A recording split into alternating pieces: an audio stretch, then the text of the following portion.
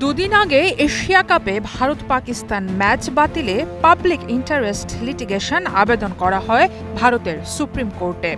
জরুরি ভিত্তিতে শুনানির আদালত রাজি না হওয়ায় ভেস্তে যায় সেটা। সাবেকদের কথার ধারের সাথে সাথে সামাজিক যোগাযোগ মাধ্যমে ম্যাচ বয়কট নিয়ে চলছে ক্যাম্পেইন।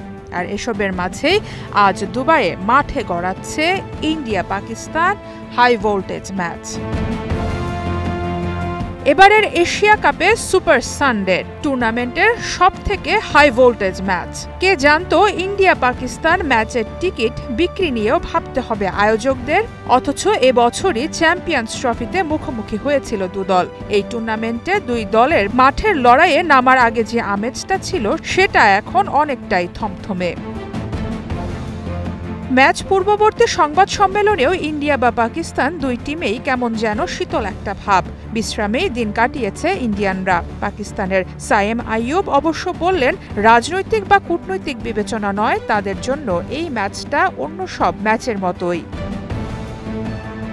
তবে পাকিস্তান যতই বলুক কূটনৈতিকভাবে এই ম্যাচে কোনো প্রভাব নেই, পাকিস্তান দলের জন্য বাস্তবতা বলছে ভিন্ন কথাই। এবছরের এপ্রিলে কাশ্মীরের পেহেলগাঁওয়ে সন্ত্রাসী হামলার পর অপারেশন সিন্দুর, ভারত পাকিস্তানের যুদ্ধের দামাবার পর পাকিস্তানের সাথে কোনো রকম ম্যাচেই মুখোমুখি হতে চাননি হার্দিক পান্ডিয়াদের কোচ গৌতম গম্ভীর। অনেক জল ঘোলা করে এশিয়া কাপে দুই দল ম্যাচ খেলতে সম্মত হলেও মুখ দেখাদেখি না করার প্রবণতাটা বেশ।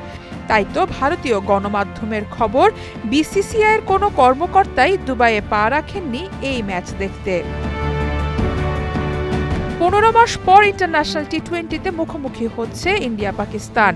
শর্টার ফরম্যাটের পরিসংখ্যানে ইন্ডিয়াই ঢের এগিয়ে। 13 ম্যাচ মুখোমুখি হয়ে পাকিস্তানকে 10 ম্যাচেই হারিয়েছে তারা।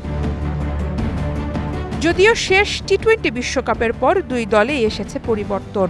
রোহিত শর্মা, বিরাট কোহলিরা যেমন ভারতের হয়ে আর খেলেন না, তেমনি পাকিস্তান দলে নেই বাবর আজম, মোহাম্মদ রিজওয়ানেরা। মাঠের বাইরের গুমোট পরিবেশটাকে একপেশে রেখে খেলায় মনোযোগ দিয়ে নতুন লড়াইয়ের আমেজের অপেক্ষাতেই থাকবে ক্রিকেট প্রেমীরা। সারা মাহবুব, স্টার নিউজ।